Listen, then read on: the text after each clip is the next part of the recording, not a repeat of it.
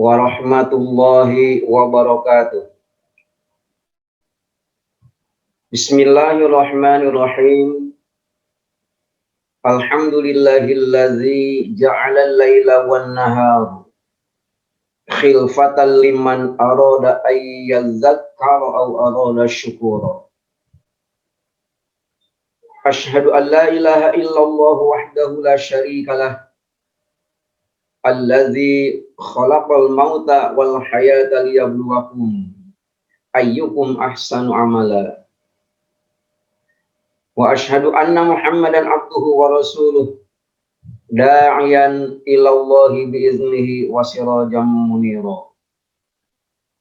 Ilahi anta maksudi wa ridhaka matlubi a'tini mahabbataka wa ma'rifataka. Ila hadrati sultanil awliya wa qudwatil asfiya qutbir rabbani wal ghausis samadani As-Sayyid Syekh Muhyiddin Muhammad Abdul Ghaus Saifullah Maslul Al-Qutub radhiyallahu anhu wa qaddasa sirah. Al-Fatihah. A'udzu billahi minasyaitonir rajim. Bismillahirrahmanirrahim. Alhamdulillahi rabbil alamin arrahmanir rahim maliki yaumiddin. Iyyaka na'budu wa iyyaka nasta'in ihdinas siratal mustaqim. Siratal ladzina an'amta 'alaihim ghairil maghdubi 'alaihim waladdallin. Al-Mukarramun, para wakil talqin Syekh Mursyid yang saya hormati, pemangku manaqib Al-Mukarram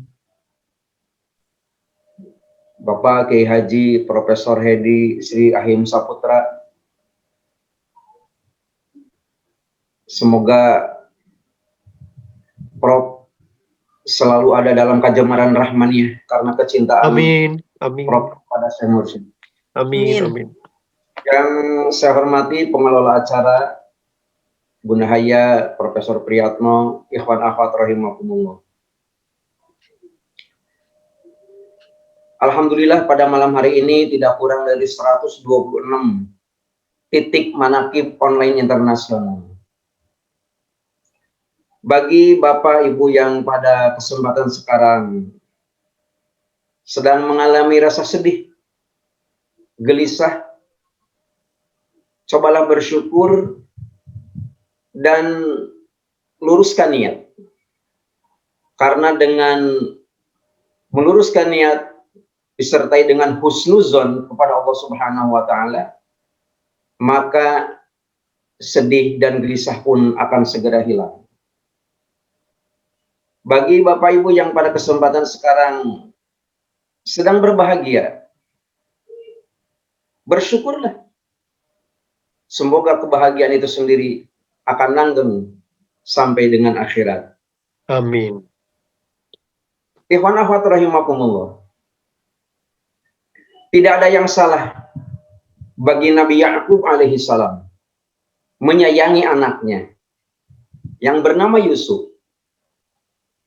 Di mana-mana seorang ayah yang menyayangi anak itu selalu tercatat dalam lembaran-lembaran sejarah yang ditulis dengan tinta emas. Orang menyangka bahwa dengan kasih sayangnya Yakub sebagai seorang nabi kepada anaknya yang bernama Yusuf itu akan membahagiakan. Tapi ternyata apa yang terjadi? Kasih sayangnya Nabi Yakub kepada Yusuf itu menjadi penyebab Nabi Yusuf itu dimasukkan ke dalam sumur oleh saudara-saudaranya. Kita semua menyangka bahwa apabila orang itu dijerumuskan ke dalam sumur, itu merupakan satu petaka. Itu merupakan satu musibah besar. Itu merupakan satu ujian dan lain sebagainya. Tetapi siapa nyangka bahwa dengan dijerumuskannya Yusuf ke dalam sumur oleh saudara-saudaranya itu ternyata mampu mengantarkan Yusuf menjadi bagian daripada warga istana di Mesir. Orang juga akan menyangka bahwa apabila seseorang itu sendiri sudah menjadi warga istana, itu hidupnya bakal senang. Bakal selalu diistimewakan. Apa yang terjadi pada diri Yusuf? Ternyata pada waktu menjadi bagian daripada warga istana di Mesir, ternyata Yusuf itu sendiri malah dimasukkan ke dalam penjara. Cukup lama di dalam penjara. Orang juga menyangka bahwa seseorang yang dimasukkan ke dalam penjara itu mempunyai catatan hitam. Mempunyai kesalahan-kesalahan yang akibat daripada kesalahannya itu sendiri, itu harus dihukum. Tetapi Nabi Yusuf mengatakan, Rabbi sijnu ahabbu ilai. Ya Allah, penjara lebih aku cintai daripada aku hidup di luar. Ikhwanah rahimakumullah. Ternyata penjara bagi Yusuf itu mampu menghantarkan Yusuf itu menjadi pembesar. Menjadi pembesar di negeri Mesir. Yang ujung-ujungnya semua orang yang mempunyai konspirasi mencelakakan Yusuf itu semuanya harus tunduk di bawah kekuasaan Yusuf sendiri. Ada beberapa pelajaran yang dapat kita ambil dari kasus ini. Yang pertama adalah ternyata di dalam Al-Quran surat Yusuf ayat keempat, Allah Subhanahu wa Ta'ala menyebutkan, laqad kana fi Yusuf wa ikhwatihi ayatul lisailin. Pada kisah Yusuf dan saudara-saudaranya itu sendiri ternyata ada tanda-tanda kebesaran Allah Subhanahu wa Ta'ala bagi orang yang ingin mengetahui, bagi orang yang bertanya. Di antara hikmah di balik musibah yang dialami oleh Yusuf, itu bercerita kepada kita bahwa apa yang kita lihat itu sebenarnya ada sesuatu yang lebih indah daripada itu. Kenyataan hidup itu tidak selalu sesuai dengan apa yang kita lihat. Sekali waktu kalau kita diberi anugerah Allah Subhanahu wa Ta'ala, mendapatkan kelebihan-kelebihan dibandingkan dengan orang lain, maka itu harus dicermati oleh kita bahwa itu merupakan anugerah dari Allah yang harus kita syukuri. Apabila ada orang yang membesar-besarkan kita, kita tidak usah menjadi orang yang sombong. Bisa saja itu merupakan satu anugerah Allah Subhanahu wa Ta'ala. Pada saat orang membesar-besarkan kita, sebenarnya Allah Subhanahu wa Ta'ala sedang menutup aib kita. Andai kata aib itu sendiri diperlihatkan oleh Allah Subhanahu wa Ta'ala dan tidak ditutup, di mana ada orang akan membesar-besarkan kita? Kita punya apa? Ikhwan akhwat rahimakumullah. Indah apa yang pengarsa Abah Awas sampaikan pada acara manaqib.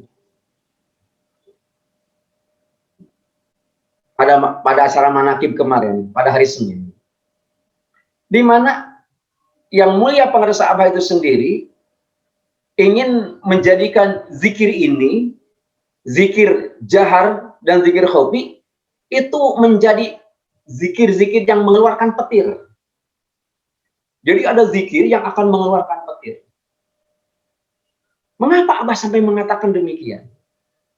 Zikir yang mengeluarkan petir itu, Abah sampai menggambarkan, maaf, ini di sekeliling tempat acara manakiban di Sirna Rasa, Abah meminta agar dipasang mic itu sampai sebanyak 38.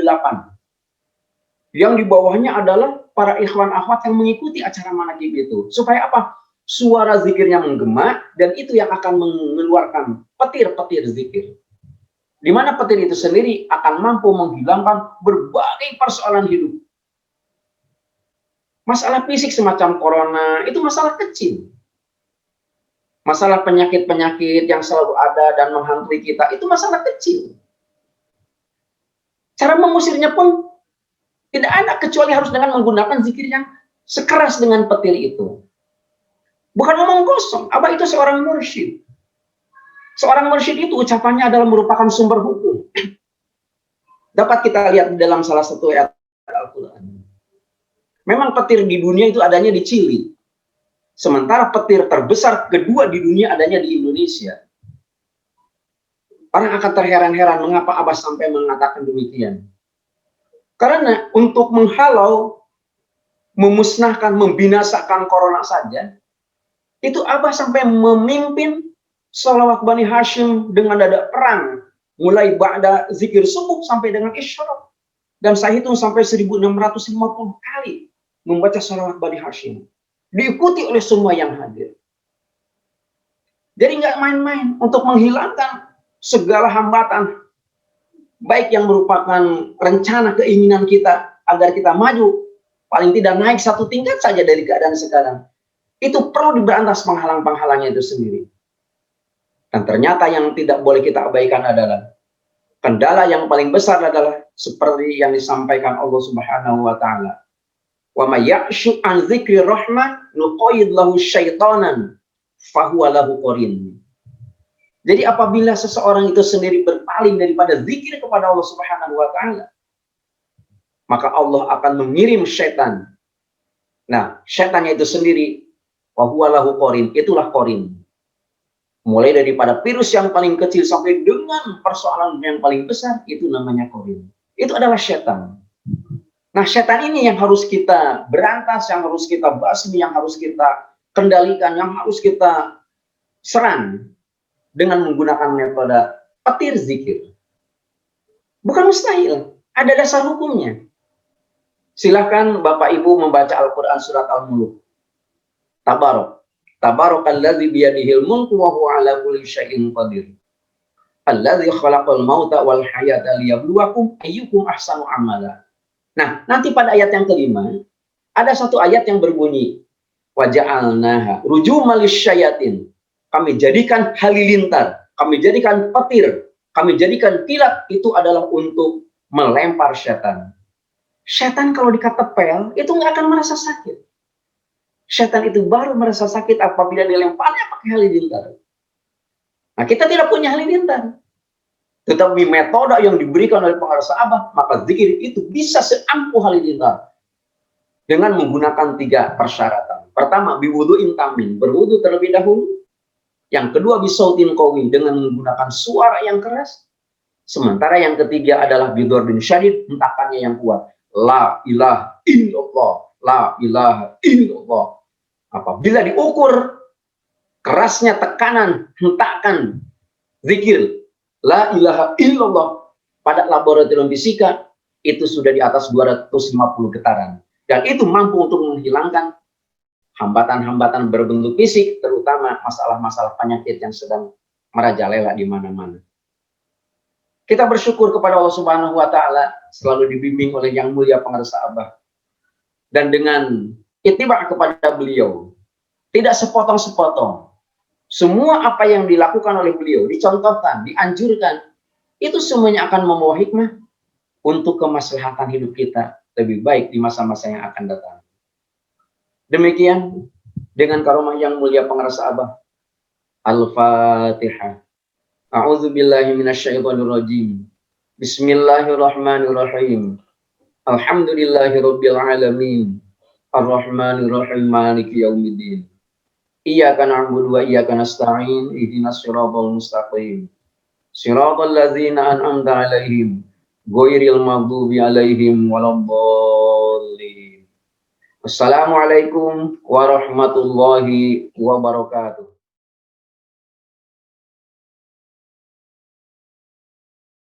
Assalamualaikum warahmatullahi wabarakatuh.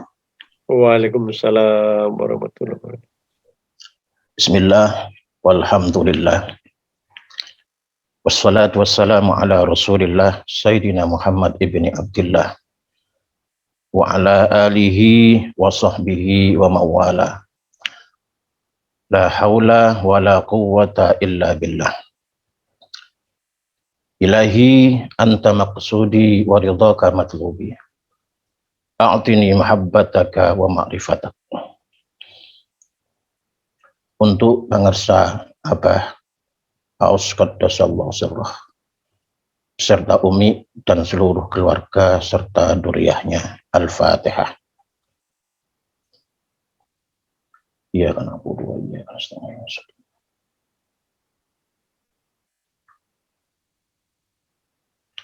Al-Mukarram, para kiai, para wakil talqin yang hadir pada Manaqib Online Internasional malam hari ini, Bunda Jaya, Bunda Sari, dan Bapak Profesor Haji Priatno yang memberikan fasilitas Manaqib ini.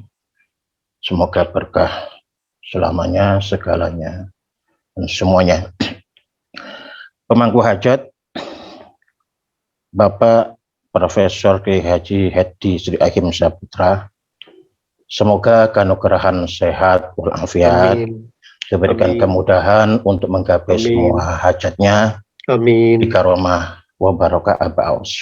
Amin. Para ikhwan sekalian dan akhwat rahimakumullah. Sebenarnya di dalam kehidupan ini, semua manusia mengarah kepada tujuan yang sama. Semuanya, apapun status sosialnya, apapun pekerjaannya, apapun aktivitasnya, kita ini sama-sama menuju kepada satu titik, yaitu titik inna lillahi wa inna ilaihi raji'un. Kalau di dalam pitutur Jawa dikatakan sangkan paraning dumadi. Apapun aktivitasnya, entah itu pengajar, di dalam mengajar dia mengarah kepada satu titik. Bekerja di perusahaan, dia menuju ke dalam satu titik, yaitu titik inna lillahi wa inna ilaihi raji'un. Ikhwan dan akhwat rahimakumullah. Tentu saja ini harus kita sadari, ya memang arahnya ke sana. Inna lillahi wa inna ilaihi raji'un. Kita tidak perlu takut. Kita takut kepada Allah Subhanahu wa Ta'ala yang menciptakan corona tersebut. Yang penting kita waspada, menjaga jiwa dan kesehatan kita.